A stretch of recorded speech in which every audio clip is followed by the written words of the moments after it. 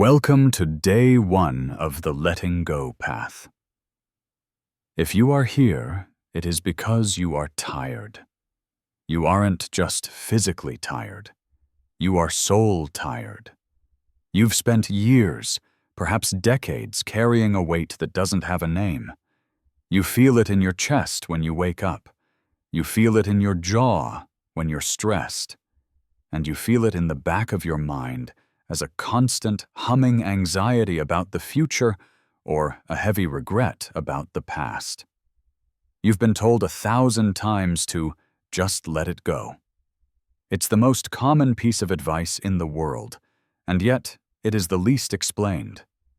When people tell you to let go, what do they actually expect you to do? Do they expect you to just flip a switch in your brain and forget your trauma?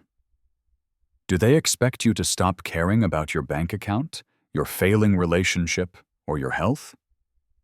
Most people think letting go is an act of loss. They think it means losing your edge, losing your memories, or giving up on your goals. But I am here to tell you that everything you've been taught about letting go is wrong. Letting go is not an act of loss. It is an act of liquidation. It is the process of realizing that you are currently spending 90% of your vital life energy holding on to things that no longer exist or things you cannot control. To begin this reclamation of energy, we must first clear the fog surrounding what this process actually looks like. The biggest barrier to your freedom is the fear that letting go is the same as giving up. Giving up is a state of defeat. It is heavy, filled with resentment, and acts as a reaction to external circumstances. When you give up, you are still clinging to the idea that things should have been different, but you've simply run out of energy to fight. You remain attached to the pain. Letting go is the opposite.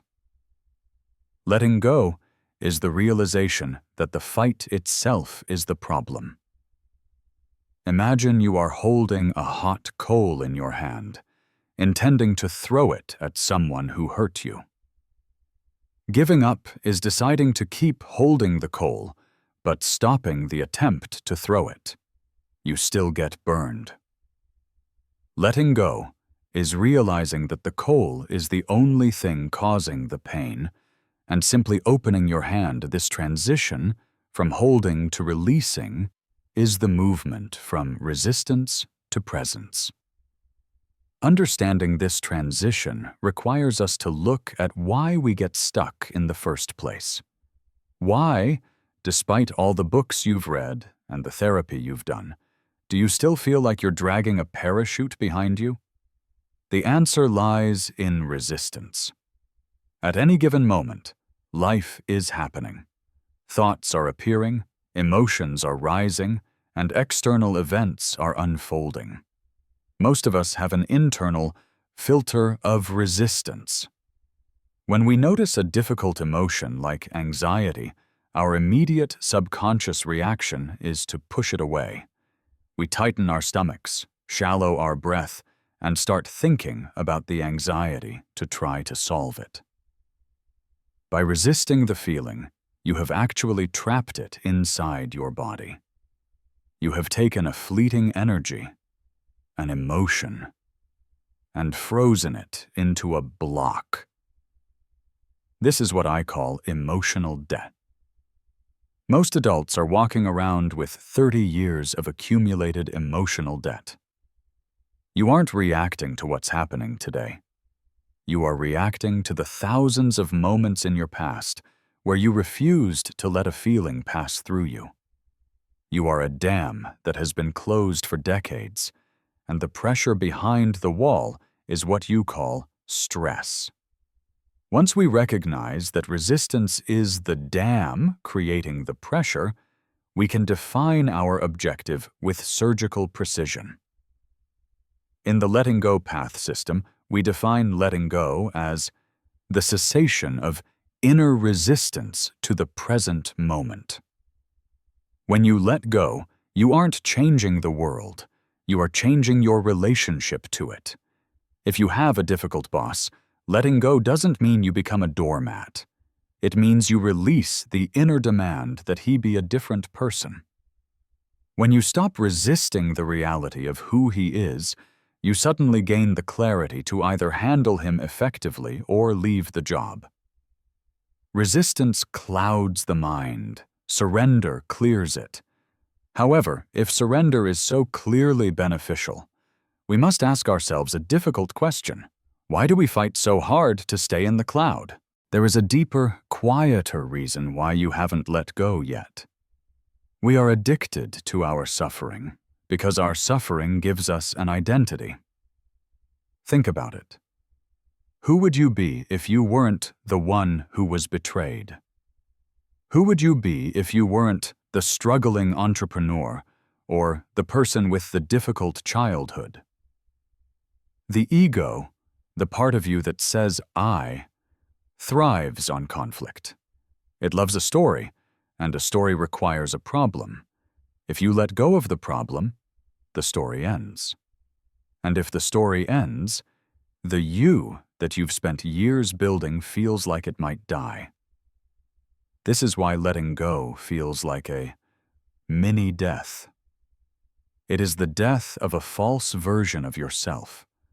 But on the other side of that death is the effortless self. The version of you that doesn't need to strive, struggle, or prove. If you feel a sense of panic or confusion at the thought of losing your story, your natural instinct will be to try to analyze your way out of it. But this is the final hurdle of the mind. Most people try to let go using their intellect. They analyze their childhood, journal about their triggers, and talk about their problems for hours. But you cannot think your way out of a problem that was created by feeling. The mind is a closed loop. If you use the mind to solve the mind, you just create more mind. Letting go is a somatic process. It happens in the body and the nervous system. If you are trying to figure out how to let go, you are already moving in the wrong direction. You don't do letting go. Letting go is the absence of doing. It is the relaxation of the grip. To move from the theory of the mind into the reality of the body, I want you to try a physical experiment. Take your right hand and make a fist. Clench it as hard as you can. Harder. Feel the tension traveling up your arm, into your shoulder, and even into your neck. Now imagine that inside that fist is your problem. It's your debt, your ex-partner, your fear of failure. Hold it. Keep clenching. Notice how after 60 seconds, your hand starts to ache. Notice how you can't use that hand for anything else. You can't pick up a child. You can't create art. You can't even hold a cup of water. Your entire arm is paralyzed by the act of holding. Most people think that letting go means opening the hand and throwing the problem away. But look at your hand. To let go, you don't need to do anything. You simply stop providing the energy for the clench. You stop the effort of holding. The moment you stop the effort, the hand opens naturally.